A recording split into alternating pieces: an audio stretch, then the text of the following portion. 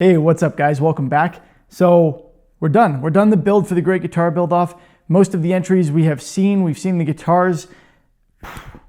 Let's talk about them. Let's talk about my predictions, see what we got right. And yeah, let's chat about these builds.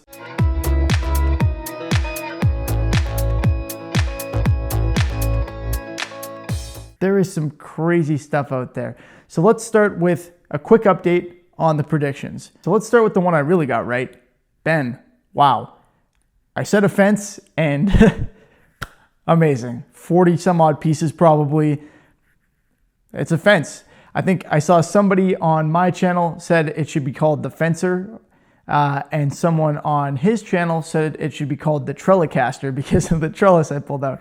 Incredible stuff. You guys are hilarious.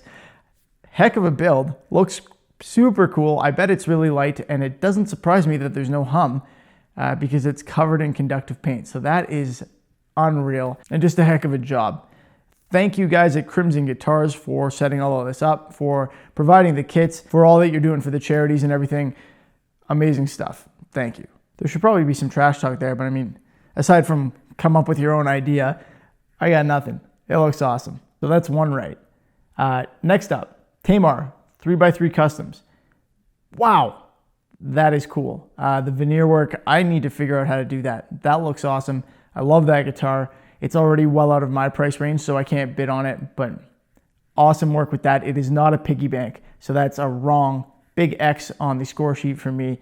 Not even close. Big D, my man, built a Telecaster. I was right, but he did a hell of a job. Look at the colors on that thing. Look at the top. That makes me want to get a cap made out of that material. And yeah, I need to figure out where to do that. I assume that he got his from Kimball Hardwoods. So maybe I should get in touch with Kimball and see if I can get one of those. Although I'm not sure I could do it quite like Big D did. Great job, Derek. So yeah, I don't really have any trash talk for Big D except he did a Telecaster, man. But I went and did an original shape, and predictably, some people loved it. Probably more than I thought would, actually. And some people absolutely hated it and said it was the ugliest guitar they've ever seen. So that's what happens when you stray from too far from the normal. That stuff's bound to happen. Now, in fairness, a lot of people just said, hey, the shape's not for me, which is totally fair. But if your opinion is it's the ugliest thing you've ever seen, then fair enough. You're entitled to your opinion. I'm glad a lot of you liked it, though. Dan from Guns and Guitars built a bass.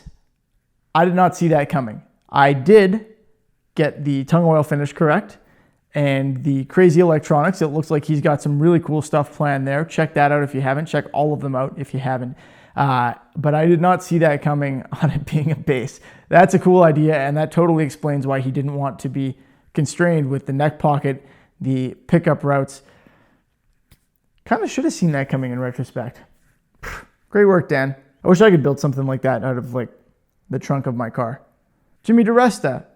Watching Jimmy burn his guitar was like, you know, I did mine with this, and it made me, watching him made me feel like I was holding a birthday candle. It wasn't motorized like I thought it might be, so my predictions weren't really right on that one, but it was interesting to watch. And did you see his jeans? Whew, really nice. Philip McKnight, I think, posted part 1 of 3 on Friday. I'm filming this shortly after all of that, so I haven't seen his final build yet. I know he knows a ton about guitars, and I like what I've heard so far. The guys over at Paint Huffer Metal Flake, he's getting them to do the paint job, and they do some wild stuff.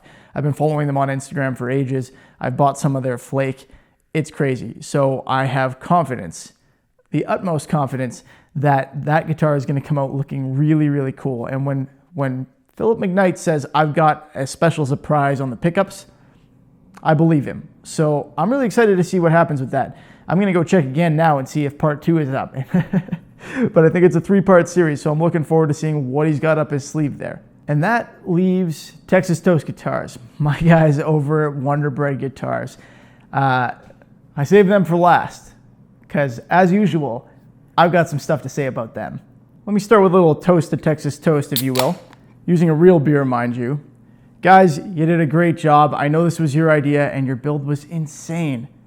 Cheers. Nice work. Now, of course, what would this be without me trash talking Coors Light a little bit? I heard Texas Toast say in one of their videos, oh, you know, Brad's followers or whatever, They're always making fun of the Coors Light, always saying it's the wrong beer, but they never say what the right beer is. Well, guys, come on, there's no one right answer to that, but there's definitely a wrong answer. Let me put this into perspective, something some guys from Texas should be able to understand. It's like someone asked you, what city has an NFL team that you enjoy watching? And you said, Stalingrad. There are lots of great beers out there. What are you doing? But hey, whatever works. Did you guys all see that build? It's insane. The pinstripe work is wild. They had Mike Learn do it. Mike Learn, for those of you who don't know, is, well, he's a god in the custom painting industry, in airbrushing, in pinstriping, all of that stuff. Mike Learn actually has his own kind of line of airbrushes where he partners with other companies like Pache and Iwata and probably Badger. I'm not sure. There have been a few different iterations. I was going to buy the Mike Learn 2. Anyway, he's good, which you can tell by looking at the pinstriping on that guitar. All right, I should probably focus on the video instead of the drinking here. The guitar looks awesome. It's got a massive bit on it already. Great job on that. That's super cool. And it's going to raise a lot of money for Ryan. So awesome. The guys from Texas Toast are actually having Mike Learn on to do a video with a pinstriping tutorial. And I, for one, I'm planning on checking that out. I've already got my one shot, my pinstriping paint. I'm going to go grab my pinstriping brush from the shop. And yeah, I'm going to try and follow along because I've been meaning to learn that for years. It's a really cool technique. I know it's difficult paleting out the brushes and stuff. You can do it over clear coat. So like, it's one of the very few ways to customize a paint job without having to sand it back. Yeah. I'm going to put a link in the description. There is a cost for that class, but when the guys from Texas Toast told me about it, I thought, well, crap, like a lot of my viewers follow me for painting stuff. And I can't teach you guys how to pinstripe. I just can't. So Mike Learn can. Link down below. Check that out if you want to be part of the class. It's on the 10th. It's coming up real quick this Thursday. Whew, I'm looking forward to it. Who knows? Maybe after this, Matt and the other guy will be able to do their own pinstriping. Guys, this entire build and build off has been a blast. I've really enjoyed it. I hope that you guys have too.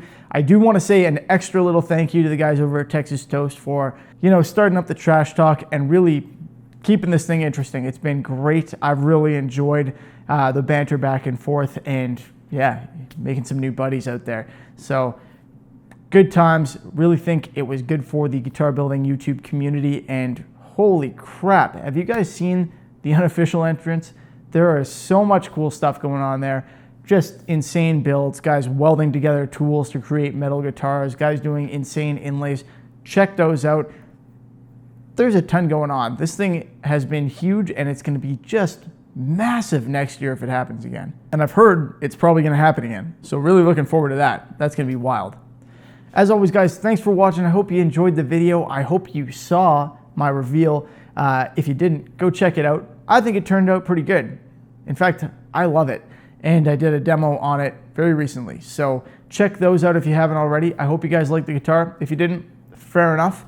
And I am going to release the extended cut version of the build video right away here. So you're going to get to see in more detail, if you want, a greater picture of the entire build and more explanation of what I did. Because apparently I can't help myself. I always do tutorials. Thanks again, guys. If you liked the video, please feel free to give it a thumbs up. I would appreciate it. Remember to subscribe, and I will see you next time. Have a good one.